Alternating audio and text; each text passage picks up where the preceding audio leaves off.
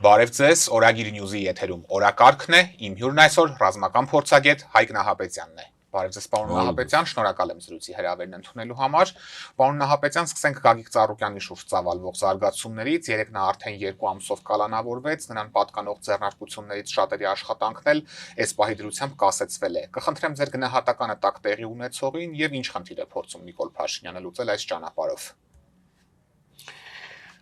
Մի քանի խնդիր։ Խնդիր առաջին։ Այն, որ քաղաք պայմանագիրի ունի 3/5, դա Բարգավաճ Հայաստանի 5 մանդատով է նաև։ Որպեսզի պարբերաբար անընդհատ այդ կուսակցությունը եւ ներսում եւ դրսում եւ մեր ժողովրդին եւ միջազգային հանրությանը եւ միջազգային տարբեր կառույցներին անընդհատ չհիշեցնի դրա մասին, Գագիկ Ծառուկյանը այդ ցուցակով առաջին համարն էր, երկրորդ համարը Անդրանիկ Թևանյանն այսօր անազատության մեջ է։ Ուրեմն էս մի հարց, որ ինքը լուծում է առարկապես։ Երկրորդ հարցը։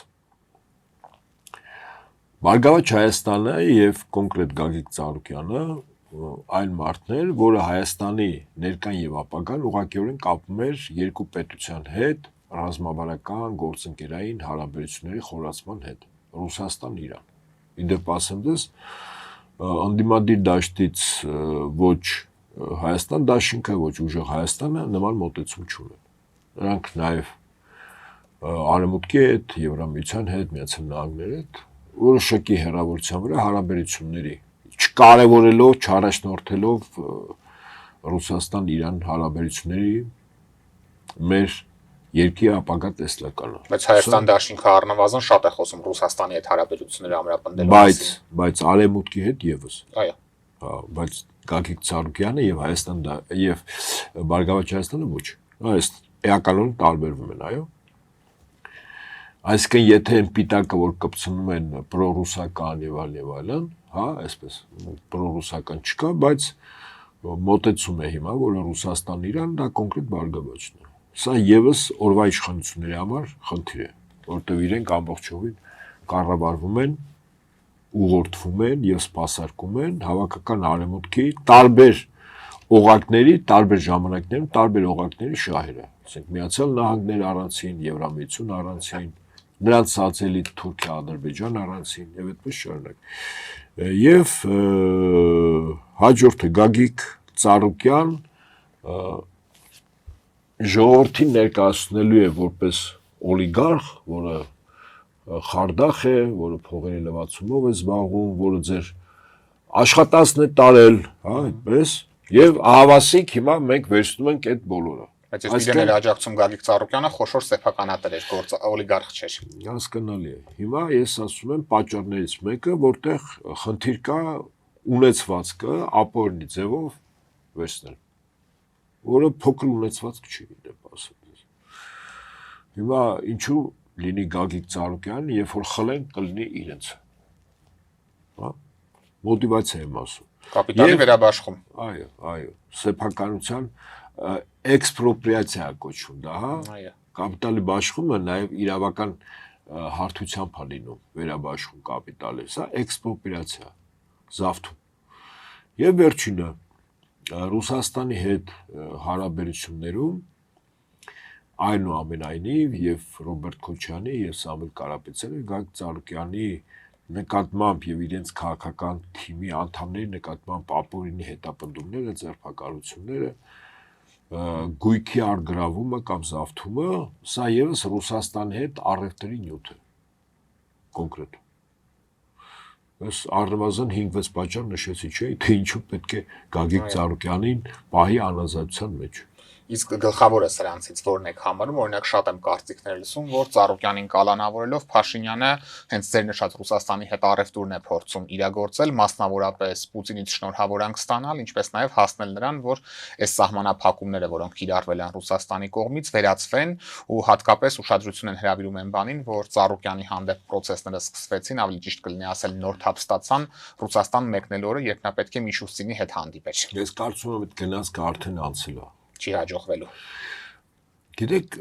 այդ պայմանավորվածությունը, եթե այնուամենայնիվ բանակցությունների ժամանակ ուղղակի կամ ենթատեքստով նման խոսակցություն եղել է, ապա Ծառուկյանը պետք է ազատության մեջ լիներ։ Հիմա եթե Ծառուկյանը գագիկ անազատության մեջ է, չեք կարծում, որ վարկանիշային բավականին հարված կստանա Փաշինյանը, եթե օրինակ հիմա բաց թողի։ Օրինակ տեսականորեն, այն ինչ որ դուք ասում եք, ընդունենք ինչ որ գալիս են այդ թեմայով ընդհանուր հայտարարել Ռուսաստանի հետ։ Բայց ինքը նույնիսկ եթե գանել, ինքը բաց չի թողի,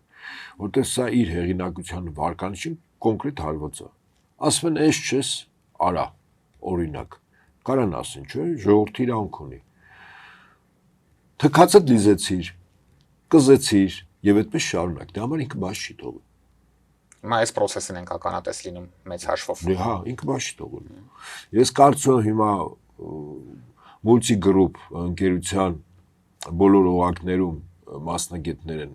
քննչական կոմիտեի եւ այլ կառույցներ աշխատելու, որովհետեւ գտնեն ինչ-ինչ օրենքի խախտումներ,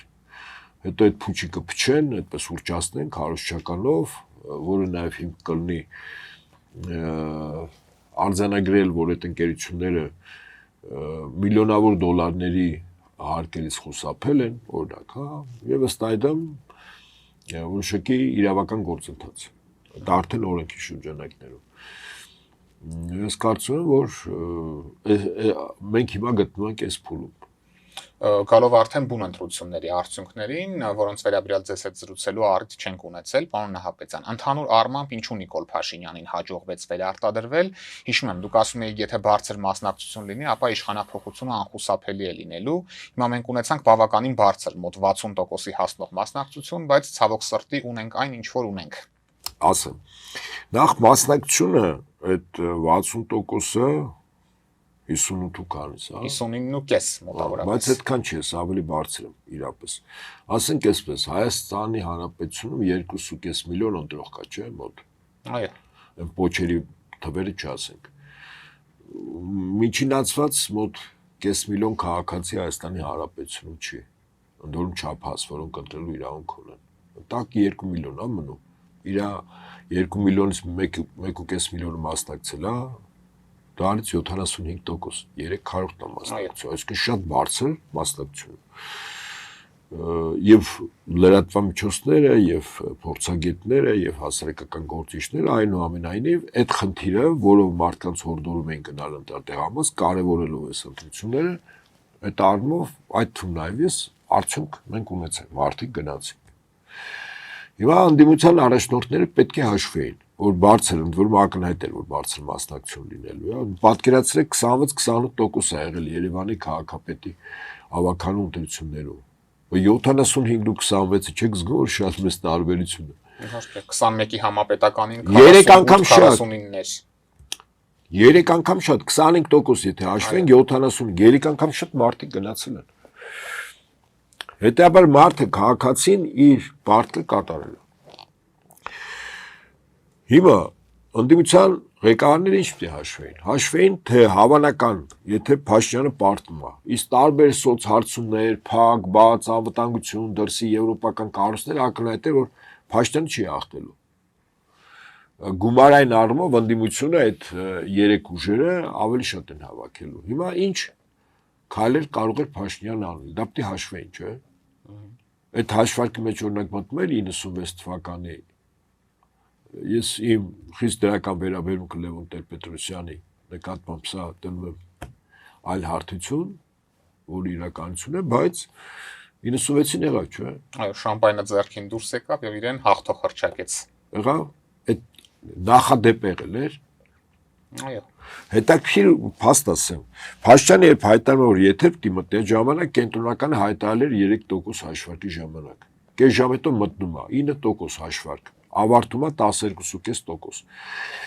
Երևանում 440 ընտրատեղամաս կա։ 6-ի տվյալներն են հայտնում։ Իսկ Փաշինյանը ջաջախ պարտություն Երևանում է գրել։ Եվ որից է լրագրող, որից է պատասխանատու անձ, որը փորձում է ճշտել, իմանալ կենտրոնականից Երևանի տվյալները, ինչպես ասում են, բարև ձեզ, դուրը դրսից փակեք, ոչ մի զանգել չենք պատասխանում, մինչև թվերը չուղարկեն Նկարիչը նստած աշխատում, այ դուք ունեք լավ նկարիչ, չէ՞։ Միջանցքում հրաշալի ծաղրանկարներ անում, չէ՞։ Բայց Նոր զրուցում եք իրենց նկարիչը այդքան հրաշալի չաշխատեց։ Դե սկսնակ է, նախորդներից փորձառություն չի վերցրել։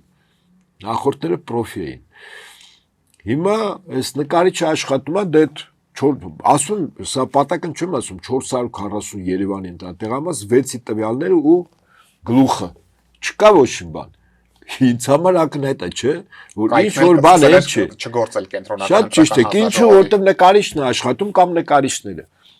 Հաջորդը Փաշինյանը մտնում է եթեր։ Այն հետևի իր համախոհների դեմքերին նայում եք։ Օրինակ ես մեզ լսողներին ասեմ, ус կարծում եմ, որ հիմնական լսանը, որ նաև ինձ է լսում,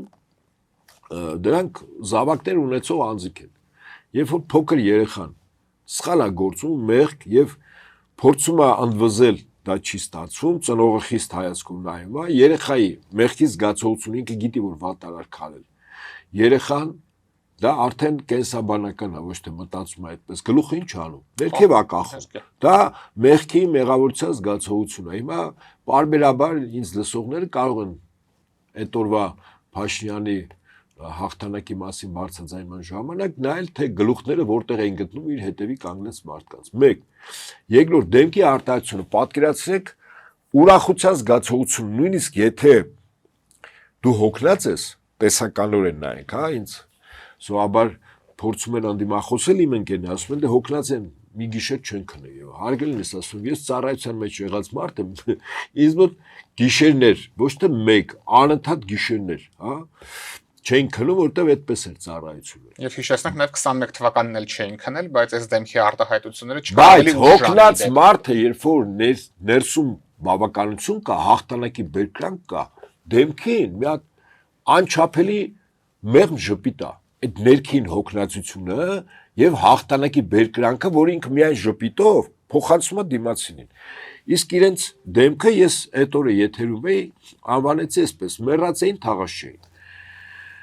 Հիմա սա ինձ համար ցուցիչ է, որ գնահատենք, որ այնինչի մասին բարձրաձայնել էր Փաշինյանը, դա իրականության հետ որևիցե աղերս չունի։ Համաձայնեք։ Իհարկե։ Ահա։ Եվ կարծում եմ մեզ ոչ միայն մեզ լսողները, նաև չլսողները համաձայն են այս գնահատականների։ Հիմա ինչ պետք է անել ընդդիմություն, իհարկե։ Կարևոր հարց է։ Հա, իհարկե պետք է պահը բաց թողեց։ Վստահաբար։ Այդ ժամանակ միայն Կոբախիձեն էր շնորհավորել, որ իրավունքը չուներ Գույեթելը ընդհանրապես հայտարարություն Մակրոններ շտապել,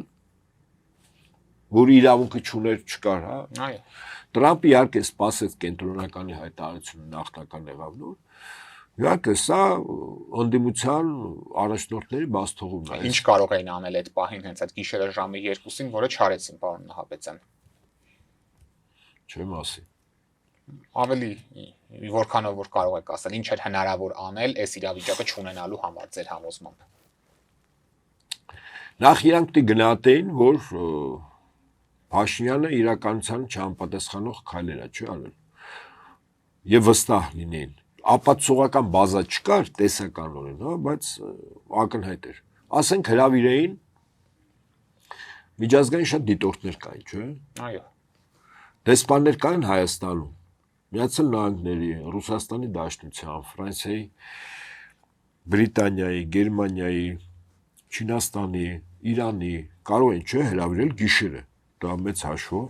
հրավիրեին։ Իրենք մի կողմ նստեին այդ երեք հիմնական ուժերի, որոնք որ հավանականներ որ անցնելու էին, իսկ բարգավաճ ակնհայտ էր որ անցել էր։ Նաև իրենց համախոհ Եվս մի 6-7 ովքեր որ կային իրենց առաջնորդները եւ հայտարարություն տարածեին ոչ միայն մեր ժողովրդի համար, ի գիտություն, որ փաստացի Փաշինյանի ասածը, որը իրավական բարոյական նորմի հետ չի համապատասխանում, Փաշինյանն ասին քանի տոկոսով էս հաղթել, ասեց հələ չեն քաշվել, կասենք, չգիտեմ, մոտապես այդպես։ Եվ կեցված դրսևորեին եւ հորդորեին, որպեսզի նաեւ բոլոր այն միջազգային կառույցները, դիտորդները, երկրները, որոնք որ ներկայացված են ընտրություններին, իրենք եւս կեցված դրսևորեին։ Ակնհայտ ապօրինություն է, չէ՞, ակնհայտ է, չէ՞։ Գոնե այս նվազագույն այս մի քայլը կարող են անել, չէ՞։ Սա ոչ փողոց էր, ոչ էլ զոհ էր, չէ՞։ Այո։ Արվեց։ Բնականաբար ոչ։ երբ որ է տարվեր հարցնենք, ասենք հաջորդ քայլը որն է, կասենք։ Իսկ չգիտակցեցին սա, թե այսպես ասած իրավիճակը ինչ տիրապետեցին։ Ես չեմ ուզում գնահատել։ Այդ իրենց հարցեր է։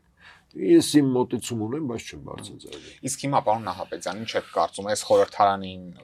այս ճանապարհով ձևավորված, որի մասին ձեր խոսքում նշեցիք, հաջողվելու է իր գոյության ողջ ընթացքում գործել եւ Փաշինյանին մեծ հաշվով մինչեւ 2031 թվականը պաշտոնավարել, եւ եթե ոչ, ապա ինչ է դրա վրա պետք է ազդի, որ դա տեղի չունենա։ Մինչև 2150 թիվը։ Մենք երկիր մոլորակը մի հատ վարորդի տակառ է հիմա։ Ամեն րոպե կարող է ֆորս մաժորային վիճակներում փոխվել։ Ինչու, որտեղ վերաբաժանումա գնում աշխարհի։ Դա համաշխարհային պատերազմա գնում։ Այս վերաբաժանումը ինչի, վերջնարդյունքում ինչի է բերելու։ Աշխարհի մի քանի պետությունների կողմից իրենց ազդեցության տարածքների ճշգրտման։ Ես ասենք նվազագույնը 3 պետություն ասեմ։ Միացյալ Նահանգները, Ռուսաստան Դաշնություն, Չինաստանի Ժողովրդական Հանրապետություն։ Հիմա սա է գնում։ Որտեղ օրինակ հայտ է ներկայացել Իրանը։ Միացյալ Նահանգները Իսրայելի հետ չեն կարողանում համակերպվել Իրանի հաղթանակին։ 3 էլ չէ, խախտեցին։ Հրադադարի ռեժիմը չէ ստորագրվել, խախտում են չէ։ Հա, բայց այդ ժողովրդին չես կարող հաղթել։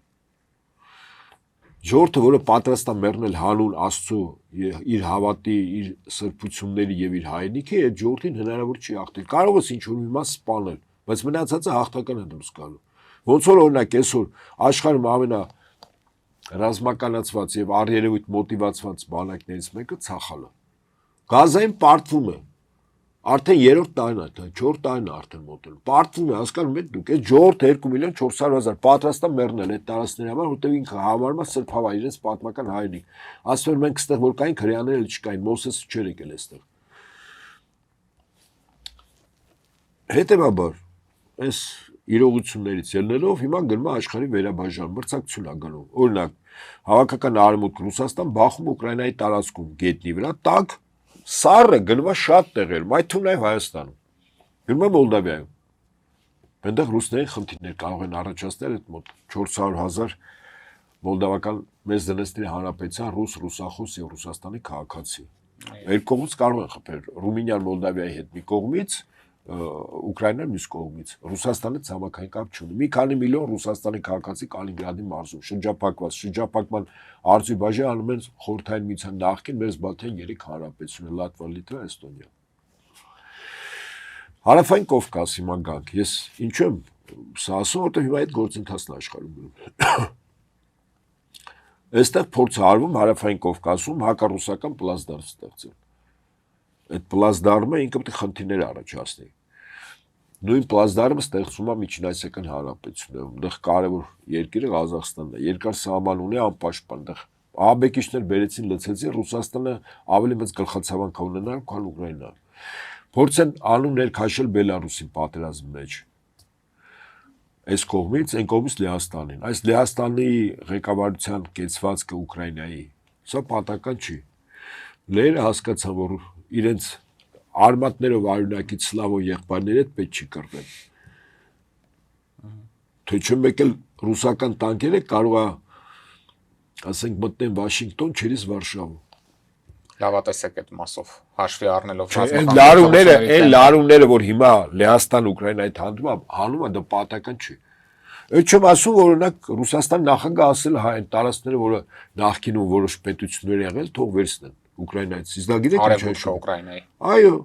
Լեհաստանն այդտեղ մտնում խաղի մեջ, վերցնելու Հունգարիան, Ռումինիան, Սլովակիան, այս կողմից Նովորոսիան, որը ռուսականն է, ինքն չէ ունի, նրանց պատմական հողերին չկապ ունի ուկրաինացի։ Հետո կմնա մի Կիև, մնել կպարզի, որ Կիևն էլ բաներն է, չէ՞ էլի։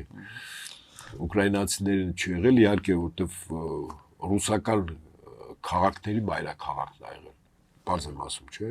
Եվ հետո քիշեն, թե ինչպես ավստրո-հունգարական կայսրության հատուկ ծառայությունները չեղածներից փչեցին մի հատ նոր ազգի առասպել, անունը Ուկրաինա։ Հետո այդ առասպելի փուչիկը կպայթի ու թեման կփակվի։ Ոնց որ Ղարաբաղցիներին իդեպ ասեմ, այստեղ 90-ականներին արևմուտքը տես պլան ուներ։ Մի հատ ոնց որ առանցին ազգություն էր ուզում սարքել, իդեպ մեզ հակակշիռ, հայրս։ Բարբարային տարբերություն կա։ Ես առաջնակա որ Ղարաբաղ են 80-ականների վերջին գնացի, ասես Հայաստանը թե ինչ ոչ ոք չի հասկանում։ Բարբարա։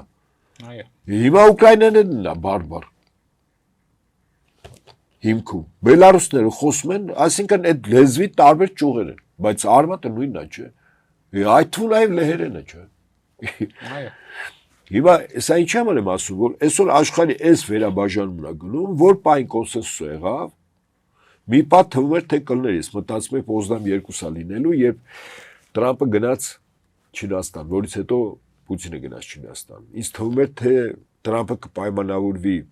Սի Ցզինպինի հետ, չպայմանավորվեց։ Եթե իրոք պայմանավորվեին, Պուտինը գնում էր, դա արդեն վստահաբար ասում է, որ դա արդեն Պոզդամ 2 էր։ Բայց չեղավ, հիմա Եվրոպան է, ինչպես ասում, խաղի մեջ մտնում, մինչև գլխին չուտի։ Նաև Փաշինյանի պաշտոնավարումներն էլ է կախված ընթացքը այդ պաշտոնավարման, այդ պայմանավորվածության։ Ուրեմն մեր նման երկրներում նրանք ովքեր որ արևմուտքի շահերն են սպասարկում, հա, վարչակազմերը կամ բերվել են կամ չեն բերվել, բայց սպասարկում են նրանց շահերը, հաշված ժամերի օրերի ընթացքում իշխանափոխություն լինելու, երբ որ լինի համաշխարհային կոնսենսուս ազդեցության տարածքների։ Ես ուղղակի հիշեցնեմ, նացիստական Գերմանիան Եվրոպայի բոլոր երկրների հետ դաշնակից էր։ Մի մասը պայմանագրեր էին կնքել, ռազմավարական գործընկերության մի մասը օժանդակում էին նացիստական Գերմանիային առանց պայմանագրերի։ Բայց երբ Կարմիր բանակը 1944-ին մտավ Եվրոպա ազատագրական մարտերով, այդ Գերմանիայի դաշնակից պետություններում 1-2 օրվա ընթացքում իշխանափոխություններ էին տեղի ունենում եւ աղոհացում գալիս դիմավորում էին։ Իհարկե մի քանիսում չեղան։ Եվ դա իրենց համար լուրջ դաս եղավ ապագայում, օրինակ Հունգարիայում։ Հունգարացիները միջև վերջ կռվել են իդեպ գերմանացիների դաշնակիցներին։ Եվ դրա համար հիմա Օրբանը եւ Օրբանի հաջորդը հասկանում են, հիշում են պատմությունը, լավ գիտեն։ Մյուսները մոռացել են, ռուսները հիշացնեն։ Հիմա մեզ մոտ էլ այդ իշխանափոխությունը 1-2 օրվա հարց կլինի։ Չէ, այդպես է լինելու։ Այդպես է լինել։ Կարող էր մեզ մոտ նորմալ սաուն անցում լիներ, օրինակ այդ process-ից վական է խելացի իմաստուն կերպով կարողացան վրացիները անել։ Վրացիները ճիշտ որոշում կայացրեցին։ Ադրբեջանը ճիշտ ժամանակին Թուրքիայի ազդեցությունից դուրս կգա, ասենք իշխանությունը պարոն Ալիևը Տիկին Ալիևային կհանձնի Մեհրիբան, որը փող նախագահն է, չէ՞։ Կամ որդուն։ Չէ, որդուն չի հանձնի, Տիկնոջն է հանձնելու։ Ասեմ այսպես, Ռուսաստանը բականին այդպես խիստ դրական վերաբերմունք ունի Մեհրիբան Ալիևայի նկատմամբ։ Ինչով է դա պայմանավորված։ Այդ անձի եւ իր ծնողների կենսագրության որոշ ցալքերով առանց փակագծերը բացելու։ Առավելևս հիշեք, որ նույն Մեհրիբան Ալիևան բարձրագույն պարգևների է ստացել Ռուսաստանի եւ հոգեվոր աշխարհի եկեղեցու նաեւ։ Սա պատական չի, հա, սա կեցված կա։ Եվ Հարավային Կովկասում այդպես։ Հիմա Փաշինյանի իմաստուն լինի հասկանա այս ամեն ինչը, ճիշտ ժամանակին ճիշտ որոշում կայացնի, չհասկացավ կփորձեն հասկացնել։ Այդ ինքնիշխանություն, մենք աշխարհը, բան, ասես, Պապ Թագավորի գործն ենք շարունակում։ Այս հեքիաթները թող ինքնաներշնչանքի կամ իր համախոհներին համոզելու համար նորմալ է, ես այդ նորմալ եմ նայում։ Այսինքն ճիշտ եմ հասկանում ձեզ, եթե ինքը այդ իմաստնությունը ունենա, գուցե այդ դեպքում իրեն հաջողվի իր անձնական անվտանգության հարցը լուծել։ 100%-ով, ավելին ասեմ, ինքը նույնիսկ կարող է միջանկյալ անցումային этаպում էլ ինքը մնա երկրի վարչապետ։ Ամենալրությամբ եմ ասում, եթե ճիշտ որոշում կայացնի։ Օրինակ նայեք, հիմա Ուկրաինայի օրինակը, սա քո պատական օրինակները չեմ բերում։ Սանդուին օրինակ Ռուսաստանը խիստ պատժելու է, որտեղ ընտրությունները Սանդուն ակնհայտ կեղծեց, չէ՞։ Ռումինիայի քաղաքացի Մոլդավիայի նախագահ, կեղծեց չէ, ակնհայտ է, չէ։ Ռումինիայում էլ են պատժելու որոշ ղեկավարներ, այնտեղ նախագահ ընտրվեց, ասի չէ, ոչ գնատուն, դու մեզ ձեր չես տանես։ Մարի Լեպենին ասում են կմասնակցես ընտրություններին, բայց բանով բրասլետով։ Տնային կալանքա, չէ՞, քարոզություն չի կարող, չէ՞, բավարար չափով անել։ Այս անձինք չեն մոռանալու ոչինչ, ասեմ ձեզ։ Պահը գալու է, իրենք պատասխանը տալու են։ Մի անձ կար, որը եւ էր անում, վերջին պայն իշխանությունը ազդեց, իրան տվեցին արևմուտքը երաշխիքներ։ Ոտը տնից դուրս հանեց, մի ժամ հետո մահափորձ։ Ռուսները մի կերպ փրկեցին, հետո մի ժամ հետո նորից մահափորձ, միջև Ռուսաստան սա Յանուկովիչի մասն է խոսքում։ Ես կարծում եմ, բոլորի իրողությունները Փաշինյանը լավ դասեր է, որ ինքը ճիշտ որոշում կայացնի։ Ճիշտ բան, ճիշտ որոշում կայացեց, կարծում եմ նախ Հայաստանը շատ չի տուժի, սա շատ կարևոր է։ Իմ համար դա է կարևոր, դա կապ չունի ով իշխանությունը, իմ երկիրը չտուժի։ Երկրորդ ճիշտ որոշում կայացրեց, առավել խորագետ հավանականություն կա, որ իր հետ էլ աշխատել, ինչու՞ չէ։ Ամենալորցիա։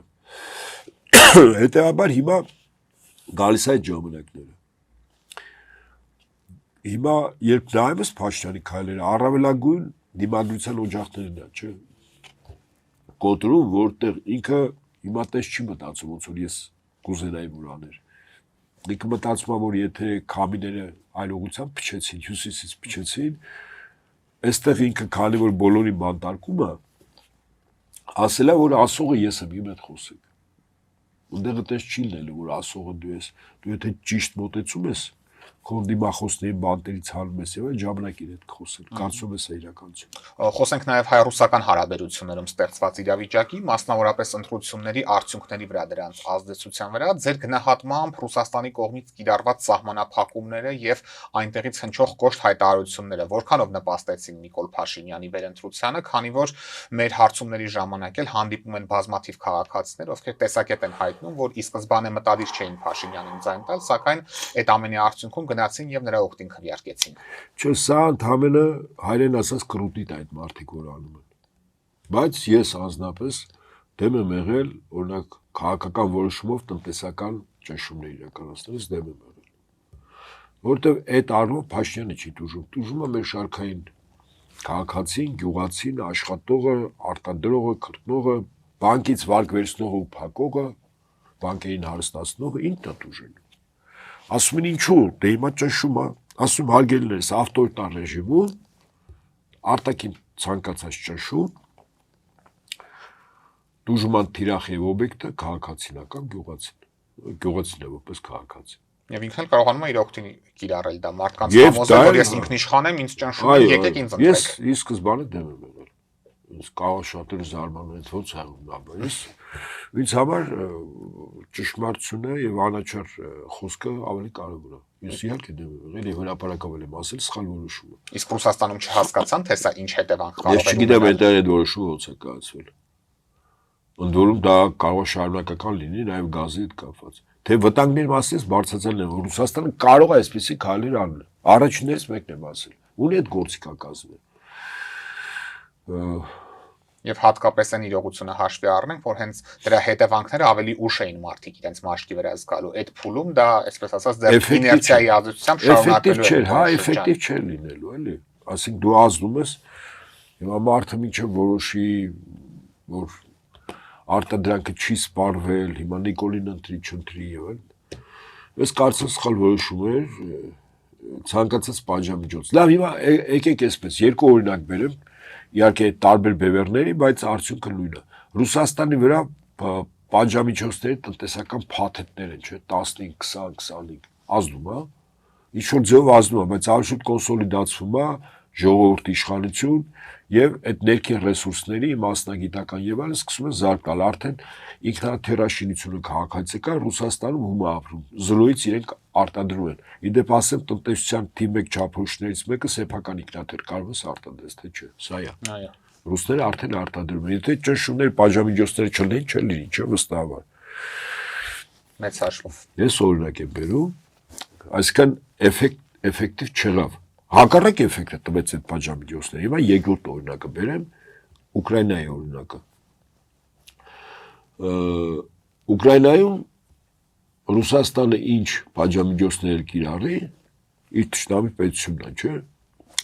Ժողովուրդ, իշխանություն, միակամություն կա Ուկրաինայում։ Հա, դե կան, ասենք մի քանի հազար, տասնյակ հազար մարդ, որ չի ուզում ծառայի, որտեղ պարտվում ես, Եթե բանակը պարտվա գիտես, որ գնում ես զոհվելու խփվելու հավանականությունը մեծ է, չէ՞։ Այո։ Շատ բնական է, այն էյֆորիան ոգևորությունը չկար, հա, ոնց որ նախկինում կա։ Բայց պարտվում է, պարոն Նահապետյան, այնուամենայնիվ։ Հիմա խոսենք դրա մասին, ես միտքս այս թեմայով ասեմ, բայց Ռուսաստանի այդ ճնշումները Ուկրաինայի իշխանությունների վրա չի ազդում։ Իշխանությունը կա, ժողովուրդը կա, բանակը կա, կռվում է, չէ՞։ Այո։ Ես երկու օրինակ բերեցի Ռուսաստանի օրինակ արևմուտքի ճնշումներ եւ Ուկրաինայի օրինակը Ռուսաստանի ճնշումներով։ Այդ ճնշումները չի ազդում։ Նույնը մեր վրա չի ազդում։ Որտեղ մեր մոտ էլ որոշակի առումով ավտորիտար ռեժիմի հիմքեր են դրված։ Հա ասենք մի 20 գյուղացի կլնենք բողոքեն 20-ից 10-ին տալմա բան թեման փակվում է։ Ասում են լավ եմ անում։ Եվրոպական երկրներն միջազգային կառույցներ մարդու իրավունքների պաշտպանության խուլ ու կույր են։ Ավել համր են։ Ուսո թեման փակվեց չէ։ Դրա համար եմ ասում չի ազդում։ Ես հոթից չեմ, ես հիմնավորում եմ որ չի ազդելու եւ հետաբար պետք չէր անել, որտեղ մեր գյուղացին է դժում, մեր հայրն է դժում։ Այդ գումարը Հայաստան էր չէ մտնում։ Հայաստան մտնելու շանքու Հայաստան գումարը մտնում տարբեր ձևով ծախսվելու է, չէ։ Եվ հակառուսական տրամադրություններ են գեներացվում։ Եվ այդ ժամանակ չէին էլ գեներացվում։ Ես դրա համար եմ ասում, նրանք ովքեր որ հաշվել են, չգիտեմ ոնց են հաշվել։ Թերացել են գուցե այդ հաշվարկներում։ Չեմ ուզում գնահատել, բայց ես իմ կարծիք ունեմ, կարծիքը շատ ավելի իրատեսական է, քան այն որոշումը, որ Մոսկվայում կայացվեց։ Նիկոլ Փաշինյանը այնուամենայնիվ չկարողացավ սահմանադրական մեծամասնություն մանդատների 2/3-ը ստանալ, որը նրան օդի եւ ջրի պես պետք էր նոր սահմանադրության, այսպես ասած, հանրակրվեն կյանքի կոչելու համար։ Համակարծիք չէ։ Ինչու՞։ Իրան պետք չի 2/3։ Այսինքն հետեւաբար ինքը չի ցանկանում Ադրբեջանի այս պահանջը կյանքի կոչել։ Խաղում Ադրբեջանը Թուրքիայի հետ։ Ասեմ ինչի։ Գաղափարական պահ ենք ունենում, ռիսկերով գնահատենք։ Իր համար 2/3 նշանակում է նոր սահմանություն։ Նոր սահմանություն նշանակում է օրինակ ռուսները զինական առումով Հայաստանից դուրս են գալու, հաստատ դուրս են գալու։ Հապկից ավտոմատ կերպով դուրս են, չեզոք պետություն եւ այլն։ Նոր սահմանությունը նշանակում է Արցախի թեման ամբողջովին փակում է, այսինքն Արցախից եկածները իրենց ընկալումների մոտիվացիայով լրիվ արմատական են դառնում։ Պատերազմով անցած մարդիկ մի քանի տասնյակ հազար եթե ոչ ավել արմատական դա ցանկացած իշխանության համար խնդրեմ ընդունում եք թե։ Այո։ Դե անաչառ էլի ես կողքից որպես մասնագետ գնահատեմ։ Հաջորդը ցեղասպանության հետ կապված ջրում ես թեման փակվում է, բայց 2/3 հայությունը ցեղասպանությունով է այսօր։ Ցեղասպանությունը մերանն է գոյության, իմաստն է կյանքի։ 2/3 հայության որ դրսում է։ Այդ հայությունը Հայաստանի հանդեպ ինչ է դառնալու։ Գլխացավանք։ Այսինքն իրենք մոտիվացված աշխատելու են իրենց լծակները ֆինանսական, որ երկրներում ունեն վարչական, քաղաքական բոլոր օգտագործելու են Հայաստան դեմ։ Այսինքն այդ նոր սահմանությունը Հայաստանի համար գլխից դուրս սպառնալիքներում արդարավեները չէ գալու։ Հիմա պետք է Նիկոլն այդ։ Այսինքն այս դեպքում ուրեմն ստացվում է իշա Հայաստանի է գործում Նիկոլ Փաշինյանը, գոնե այստեղ չէ ինքը այ որ ինքը նույնականացնում է իր շահը ու Հայաստանի շահը, այդ առումով միգուցե ճիշտ է։ Ես ասում չէ ինքը իր շահ իր իշխանությանն է գործում։ Իշխանությունը պայելու համար այ իրան պետք չէ 2/3։ Եվ այստեղ նաև Թուրքիան եւ Ադրբեջանն է ժողովրդի լեզվով ասած գցում։ Հա, ինքը լավ, եկեք այսպես ասեմ, հա թույլ անձը կյանքում են, երբ որ ավելի ուժերներ հետ հարաբերվում։ Սովորաբար կամ մեկի տանիքի ներքո է մտնում եւ այդ մեկն է երաշխավորը։ Թույլի ավտանգության, սոցիալական, տնտեսական կյանքի։ Կամ եթե ինքը փորձում է որ ինքնույնով աճել, ինքը հաճախ տված խոստումները չպետք է կատարի։ Փորձի մի հատ ապտակ ստանա, փախտի, հետո գնա այնտեղ, հետո մինչև ինքը աճի, ուժեղանա, հզորանա, մեկ էլ օրից մի օր պարզի որ այդ ասողներից մեկն էլ ինքն է։ Բայց այդ ընթացքում այդ շատ եզակի չէ, այդպես լինում է։ Բայց ոչ Նիկոլ Փաշինյանի դեպքում։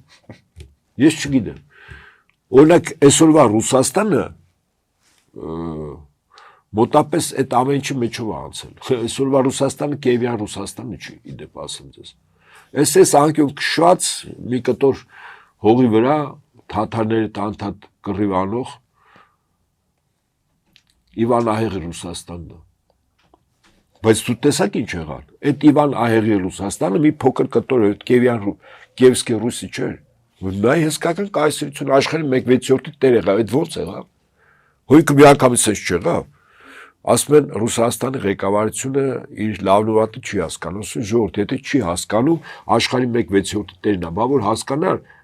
Աշխարհը լրիվ գրպանում կլներ, Մարս մոլորակներ կբերեր իրանք կկպցներ։ Իրանք հրաշալի հասկանում են իրաց լավն ու վատը։ Իրենք էլ փոքրից հետո մեծացան։ Իսկ այս դեպքում սահմանադրության փոփոխության հարցը ինչպես պետք է լուծվի, քանի որ փոփոխություն չի, նոր սահմանադրություն կամ լինելու է, կամ չի լինելու։ Որտեղ սա Ադրբեջանի գլխավոր պահանջն է, եւ եթե սա չլինի, ինչպես իրենք են հայտարարում, այդ այսպես кոչված խաղաղության համաձայնագիրը չի ստորագրվի, որն էլ Նիկոլ Փաշինյանին օդու ջրի պես պետք է։ Это еще вопрос. Սա էլ է կասկածի առնում։ Այո։ Որտեղ սա էլ է իր մեջ ռիսկեր բերում։ Պայմանագիր նշանակում է ֆիքսում, ամրագրում ինչ որ բան է, չէ՞։ Այդ ինչ որ բաները, օրինակ մեր ժողովուրդը, ընդդիմադիր դաշտը, հայությունը, սփյուռքը ոնց հանդունելու։ Ինքը մանևրում է, չէ՞, ասում է դելու հաստատ չի, խոսում ենք էլի։ Ասեմ ձեզ, եթե այնուամենայնիվ ինքը ժամանակ է շահում, որտեղ դեռևս պարզ չի իր համար եւ իր խորհրդականների պարզ չի այս աշխարհի ինչպիսին է լինելու միաբևեռ աման հեգեմոնիայով թե բազմաբևեռ կռվը գնում է իմ համար պարզ է ինչպես է բազմաբևեռ աշխարհ է լինելու եւ հետաբար այս տարածաշրջան եւ այդ խորհրդային տարածքներում ազդեցություն լինելու է Ռուսաստանն առաջին հերթին սա իմ համար աքսիոմ է այս նույնիսկ չեմ ուզում ապացուցեմ որպես թեորեմա այդպես է իր համար պարզ չի, ինքը մտածում իսկ եթե Ամերիկան եղավ, իրան ի՞նչ է պետք, ժամանակ շահել, բայց դե ինչ իմանաս, հիմա մի օր կարող է Էրդողանը քլոչի միջոցով Ռուբինյանին ասի, շեֆիտ ասա, այն 6 պատգամավորը 2/3-ը որ չի բավականացնում 6 օր ժամանակ եմ տալիս, 6 Գեգամ Նազարյանն է գտնում ընդդիմությունից ու արագի մեջ 2/3-ով նոր սահմանադրության հարցը լուծում է, պարզ եմ ասում, կարող կհաջողվի Կարան անկյուն քշեն, չէ, ինքը ասելու է ես 6 օր չէ, 6 ամիս էլ պտտվեցի մանեկա, բայց 2 Գեգամ Նազարյան գտա 6 չկար։ Իսկ սա արդեն պատերազմի ռիսկը չի մեծացնի, իհարկե մեծացնում է։ Եվ սրան ինչպես պետք է չեզոքացնել այդ դեպքում։ Ռուսաստանով։ Կարճ։ Հա ուրիշ տարբերակ չկա։ Իրանը մի քիչ հասկանում եք, այստեղ Իսրայելի կոշտկեցվածն է, որ ցախողում է այդ պայմանագրի ստորագրումը։ Այստեղ արդեն Իսրայել ԱՄՆ հրեական լոբինգ որոնք ԱՄՆ-ում բական ուժեղ են, այդ թվում նաև Տրամպի անձնական վերաբերմունքը Իսրայելին, հրեաներին, այլա քան դեմոկրատներին, խիստ դրական է, էլի։ Դա համար դեռևս Իրան հետ կապված հարցերն էլ ոնց որ թե վերջնական չեն։ Բայց ասեմ ձեզ, վերջին հաշվով այդ զարգացումները Եվրոպան, ինչպես ասում են, ղզղնել է անգելա Ռուսաստան ուզում է հաղթի։ Գերմանիային միայն ամբողջ տարածքին, գիտեք, երկու արեշտի քրթիր է բավարար։ Միջուկային մարտագլխիկով, որի մեջ 36 հատ գլխիկ կա։ Հա, այդ բացվում է, 6 անգամ 6 բացվում է։ 6 հրթիռ է իր մեջից, մի արեշտիկից։ Հիմա տերմոբարով է աշխատում։ Կոչման Ցերմաբայսկի զայդ объемного взрыва, էլի, որը միջուկային զենք է մոտապես, բարձր ջերմաստիճան հզոր պայթյուն ռադիացիա չկա։ Մարտագլխիկ եղավ միջուկային, Գերմանիայի 2 հրթիռ, ընդ որում արագությունը մոտ 12-14 ձայնի արագություն է, 14 մախ։ Չի բռնվում այդ հրթիռները։ Այսինքն որովհետեւ Գերմանիան չլինի, 2 արեշտի հրթիռ են ուղարկում։ Ինչպես ասում են, Սերդեչնի պրիվետ at Zimzimova։ Ու Գերմանիա չկա, հասկանում եք, հիմա Ընդեղ էլ քանի որ այդ Գերմանիայի, Ֆրանսիայի եւ այլ երկրների ղեկավարների գլոբալիստների գործիքն են, իրանք մանեկեն են, խաղացնում են իրանք։ Ասում են այսպես ասեք, այնպես ասեք։ Իսկ ռեալ քաղաքականությունը գնահատողը ով ասենք։ Ով որ գիտի եւ չի վախում դրա մասին ասի, դա Օրբաններ գիտեր չի ասում էր։ Վերջացրեք էլի այս կապիկությունը։ Ֆիցոնա Սլովակիա։ Մեկ-մեկ Չեխիայի նախագահն ասում Հսա ընտրությունները, մյուս տարի Ֆրանսիայում ընտրությունն է։ Եկավ Մարին Լը Պենի իշխանության, ասելով թեմա փակեք, ինչ Ուկրաինային զենք մենք եւ այլն։ Նույնը Իտալիայում, նույնը Գերմանիայում երկու ուժ կա, չէ՞ որ ինչպես ասում են պատրաստ են իշխանություն վերցնել։ Օրինակ Թրամփի մասով էլ էին նույն գնահատականները հնչում, բայց եկավ ու պատկերը մեծ հաշվով չփոխեց։ Որտեղ չկարողացավ։ Զենքը չէր նվիրում շատ հաճախ վաճառում էր, բայց իրավիճակ չփոխվեց։ Տրամպը չկարողացավ եւ Տրամպի թուլությունը գիտեք որն է, մի գործ որ բռնում է, միջևեր չի տալու։ Տրամպը ճիշտ թիրախներով իրեն հուշել էին կամ ասել էին խորհրդականները իր հավանական հաղթանակները, հա։ Գրելանդիան 100%-անոց հաղթանակ էր։ Գրելանդիան վերցնում է, դուք պատկերացնում եք ինչ հարցեր է լուծում։ Ով Եվրոպան էր ծղր տալու ԱՄՆ-ի դեմ։ Թեման փակվում էր, չէ՞։ Ոքի չվերցրեց։ Կանադային էլ կարար, ինչպես ասում են, այն տակ ժամանակներ էլի, որ հəl պարտությունների շարանը հետևից չէր գնում։ Շատ էլ ասում է 8 պատերազմ կանգնացել, մարդիկ ժպտում են, չէ՞։ Այո։ Մյուս տեղերը, որտեղ ինքը մտավ, ինքը մեծ հաշով։ Ուկրաինայում մի օրում էր կանգնացնում, լավ 3 ամիս եւ այլն։ Գլխավոր խոստումը ցախողեց, որով իշխանությունը։ Ինչը որտեղ Բրիտանիայի հատուկ ծառայություններն են պահում Զելենսկուն, անվտանգություն եւ այլն։ Ասենք Ստարմերին, Ստարմերից առաջ ուրիշներ։ Կանչում էր իր մոտ, ասում էր սենյակից դուրս չես գալու, հիմա մեր տղերքը Զելենսկուն բռնում են Կիևում։ Եթե անգամ մի 6-ը խառնվեց այդ գործին, դու ստեղից այս սենյակից դուրս գաս առանցական ջոհանես ձեռքեր։ Հասկացար արա։ Ինքը այդքան կարում է ասել, հիշում եք, որ նստացել էր Եվրամիության։ Այո։ Երկրների ղեկավարներին աշակերտի նման։ Ասում են հիմա մերոնք Զելենսկու հարցերը լուծում են, թեման փակվում է, Բուդանովին բերում եմ իշխանության, իր տեխնացում Բուդանովն է, Բրիտանիայի հաջորդ տեխնացում Զալուժնին, հա։ Բերում եմ իշխանության, փորձեք, եթե հանգարց ձերոնք խաղեր տվեցին, ասում ստեղից դուրս չես գալու, կամ դուրս գաս անդամահատված, ու թեման փակվում էր։ Ուկրաինայում կռվի այդպես կանգնացնում էր։ 1000 տարի պետք է իրան Ուկրաինայի կռվի, գլխացավանք է։ Իրանի պարագայում բա խորհրդականները բզբզել էին, բան էին արել, Իսրայելն է չէ իրան համոզը, որ իրար հետ մտել են պատերազմի մեջ։ Այո։ Ես կարծում եմ, այդտեղ պարսիկների հատուկ ծառայություններն են փայլուն աշխատել։ Ենթադրում եմ Մոսադը կամ իսրայելական առնվազն 5-6 հատուկ ծառայություն կա, որից 3-ը ռազմական։ Որտեղ երեխեք չեն նստած, պատերազմներով անցած լուրջ կրթություն, փորձառություն ունեցող, բայց խի սկսեցին։ Այդ ոնց էին հաշվում, որ եթե գլխատում են, օրինակ, մի քանի օրից Իրանը հանձնում է։ Հաշվել են, չէ, իրենց օպերացիան դա էր, բախ չեղավ։ Նորեքս կարեմ ասել, չեղավ։ Եվ ինչ օպերացիա են արել Իրանի հատուկ ծառայությունները։ Ըստ իրականացնում եմ ժամանակին ցարական Ռուսաստանում մի Ձախեստեր կար Ահաբեկիչ, վական այդպես կամային որակներով Սավինկով էր ազգանունը, որը բոլշևիկներից հեռացել էր, Ձախեստերներին, ու էսերները բոլշևիկները չունեցան, իշխանություն չկազմեցին, նրանց գործիքներից մեկ ահաբեկություններ էսերների գտնում էր արտերկրում, բայց ցանկանում է իշխանություն վերցնել։ Բոլշևիկյան Ռուսաստանի հատուկ ծառայությունները, որը հիմնականում ցարական Ռուսաստանի հատուկ ծառայությունների ղեկավարներն էին, ես կարող եմ ասել ովքեր են ստեղծել, ցարական Ռուսաստանի 2 եղբայր, լուրջ բարձրաստիճան սպաներ, Իգնատով եղբայրները, սա մասին դու ես վերջերս ասում, որ իրական հիմնադիրները այդ 2 եղբայրներն են, եւ հակահետախուզության եւ հետախուզության, բոլշևիկյան Ռուսաստանի։ Սավինկովին իր համախոհներին համոզում է, որ Ռուսաստանում հսկայական ցանց կա, հսկայական, որոնք ամենօպե պատրաստ են Լենինի իշխանությունը տապալել, բոլշևիկներին տապալել, ընդհանրապես դրոշ չունել, լիդեր, առաջնորդ։ Իսկ դու այն մարդ ես, որ նախարար ես սպանել։ Դու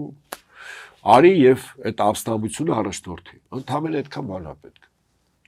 Համ միտքս ավարտեմ, համոզում են Սավինկովին բերում են։ Ստեղ եւ ինչ են անում, հենց անցկացնում են խորհրդային միության սահմանիցներից ձերբակալում են հատուկ ծառայությունները։ Այդ ֆիլմ էլ կա, կոչվում է Տրեստ օպերացիա։ Եվ խորհուրդ կտամ, ովքեր այս կարգի թեմաներով հետաքրքրված են, նայեն, շատ հետաքրքիր իրական օպերացիա է արել։ Ընդ որում այդ օպերացիայի մեջ հայրը էական դերակատար ունեցել ժամանակ հատուկ ծառայություններ, մի քանի հայ եղել են Բարձրաշեն։ Հիմա զուգահեռում եմ այս Իրանի օպերացիան, որ շատերի համար հանելուկ այդ ոնց եղավ, գլխատեցին, բայց չհանձնվեց։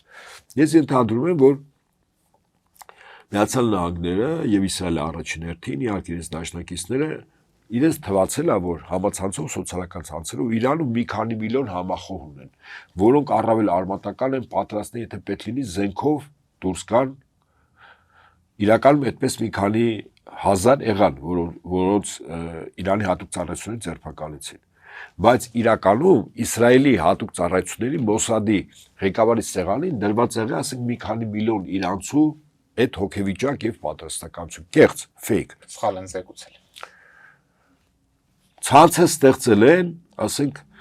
Իրանի հատուկ ծառայությունները ստեղծել են այդ ցանցը իբր Սավինկովի համախոհները, բայց որը չկա, ֆեյք է, էլի։ Մոսադի ղեկավարին զեկուցել են, որ միլիոնանոց մի քանի միլիոն իրանցի պատրաստ են զենքը ձեռքով այաթոլաների կառավարման ինստիտուտը տապալել։ Մոսադի ղեկավարը զեկուցում է Բիբիին, Բենյամին Նետանյահուն, այլ Տրամպին, ասում է մեր մի խնդիր կա, գլխատել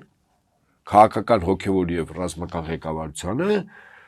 մի քանի ժամ հետո իրանցիք լցվում են փողոցները եւ այաթոլաների սրախողով են անում։ Չեղավ, չէ՞։ Իհարկե։ Գինը որը պետք է լիներ դրանց հետո այդ պարտության։ Մոսադի ղեկավարին չարես թքես փայտիկին։ Ասին դի ունգրի սա էլի։ Դի ունգրես գնաց։ Ես գնահատում եմ, որ այդ օպերացիան, որը վստահ էր ԱՄՆ եւ Իսրայելը, որ 100%-ով գլխատելուց հետո իրանք էլ էին սպասում, ասում են հեսա Տրամփին չէր ասում։ Հեսա գլխատել ենք բան, հեսա ժողովուրդ, օրերի հարցը, որտեղ տենց են զեկուցել, որ ես ենթադրում որ մի քանի միլիոն իրանցի զենքով իշտել են փողոցները այաթոլաներին ոչնչացնեն իշխանությունը վերցնեն։ Այն շահի որդերն են դղեր, ԱՄՆ-ում ղզղնել, թե հեսա ես եմ գալիս։ Հատուկ օպերացիա արեցին։ Հիմա չէ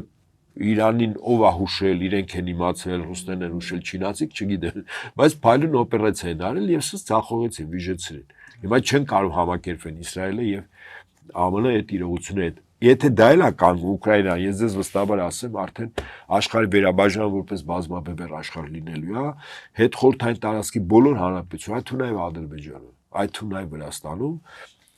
Հավաքական արևմուտքի ազդեցությունը լինելու է միայն իմ կարծիքով ԱՄՆ-ի եւ Եվրոպայի որոշ երկրների տնտեսական ներկայացվածությամբ, ոչ ավել, անվտանգային եւ քաղաքական առումով իրենք ներկայացված չեն լինելու։ Եվ պարոն Նահապետյան, վերջում այսօր Անկարայում ընթանում է ՆԱՏՕ-ի անդամ երկրների ղեկավարների գագաթաժողովը, ձեր գնահատմամբ այս միջոցառումը ինչ նշանակություն ունի եւ դրա շրջանակներում ընդունված որոշումները ինչ ազդեցություն կարող են ունենալ մեր տարածաշրջանի, մասնավորապես Հայաստանի վրա։ Տրամպը ասեց, այս ՆԱՏՕ-ն ով է, ցրենք պրծնենք։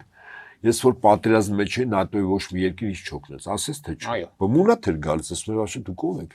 Հիմա ինչու է գնացել Անկարա։ Ասեց։ Ես Էրդողանին շատ եմ հարգում։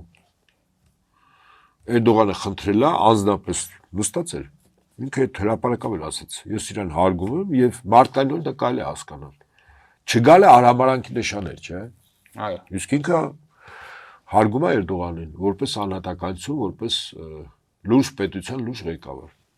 Ինքը այդպես է հարգում, Փաշինյանը գիրքն է գրում, սրտին կպցնում։ Չէ՞ դա հարգանքի նշան։ Չէ, իհարկե մեր հարևանների ղեկավարներին իմանանք, իհարկե այդ մարդը հարգանքի արժանի մարդ է, իր պետության համար։ Եվ ինչ որոշումներ սպասենք այս գագաթնաժողովից։ Ես կարծում եմ ԱՄՆ-ի նախագահ ամեն ճանել է, որ Ուկրաինայի թեման ժամ առաջ փակվի։ Թեև Եվրոպան հիմա քցնում է ԱՄՆ-ին, ասում է գիտեք ինչ, այն որ ժամանակին Բայդենի ժամանակ զենքը հենց այնպես տալիս եք, որի վերաբերյալ Տրամպը անդադ բարձրաձայնում է, չէ՞, ձրի զենք են տվել մի քանի 100 միլիարդ դոլարի։ Հիմա ասում է այդ զենքը թող ձեր գործարանները արտադրվի, եվրոպացիք են ասում, մեր հարկատուների հաշվին զենքը կգնենք, կտանք Ռուսաստանին։ Ուկրաինային, հա։ Ուկրաինային։ Տրամպին ձեռք տալիս է, իր ռազմարտությունաբերական հավալին աշխատելու է, գումար է մտնելու, փաստացի։ Եվրոպացիները իրանց են կախվածելու, բայց նաև ուրիշ իրողություն կա։ Տրամպի դիրքերը թուլանում են։ Նոյեմբերին կոնգրեսի միջանկյալ ընտրություններն են, իսկ եթե Տրամպը պարտվեց, հանրապետականը պարտվեց, հաջորդ օրը իմպիչմենտի գործընթացը դեմոկրատները սկսելու։ Տրամպին մի հատ միջանկյալ հաղթանակ է պետք հասկանալ, այդ միջանկյալ հաղթանակը պետք է լիներ Իրանը չեղավ։ Պարտություն, որը ձևակերպում էր հաղթանակ, ուղղակի խաղաղություն, ինչ որ բան ստորագրեց, չեղավ։ Հիմա դա կարող է լինել արդեն այս ուկրաինական հակամարտության։ Ես կարծում եմ Տրամպը ամեն ինչ անում է, որ ուկրաինական հակամարտությունն ավարտը լինի։ Կամ եթե այս չի լինի, գոնե Գրենլանդիա վերցնի, լավ։ ԱՄՆ դեսպանություն մեկ-մեկ իմ հաղորդումները լսում է։ Հուշում եմ, թող Գրենլանդիա վերցնի։ Այդ մեկից մեկ Գրենլանդիա վերցնող է, իսկ այդ մեծ պլյուս է նոյեմբերին կոնգրեսի միջանկյալ ընտրություններում հանրապետականը ֆիշկա ունենա, գոնե մի հատ առարկայական հաղթանակ լինի։ Շնորհակալ եմ, պարոն Նահապետյան։